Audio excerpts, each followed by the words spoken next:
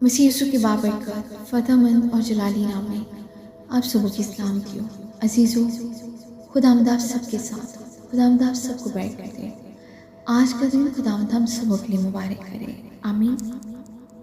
आज सुबह हम कलाम मुक़द्दस में से पढ़ेंगे तवारीख की दूसरी किताब और उसके 30 बाब। बस तुम अपने बाप दादा की मानंद गर्दन कश ना बनो, बल्कि खुदावंद के ताबिया हो जाओ और उसके मक़दस में आओ जिसे उसने हमेशा के लिए मुक़द्दस किया है।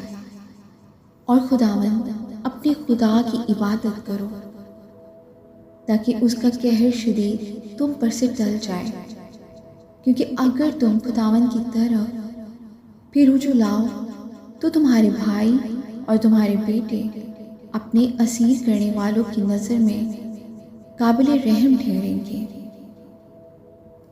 और इस मुल्क में फिर आएंगे, क्योंकि खुदावंद तुम्हारा खुदा गफूर रहीम है। और अगर तुम उसकी तरफ फिरो तो वो तुमसे अपना मुंह फिर ना लेगा, आमीन। खुदावंद के जिंदा पाक कलाम के पढ़े और सुने जाने उसकी बरकत हो, खुदावंद का शुक्र हो। अजीज़ों, आज के ज़िंदगी बख्श कलाम के वसीला से खुदावंद आपको बरकत दे, आमीन।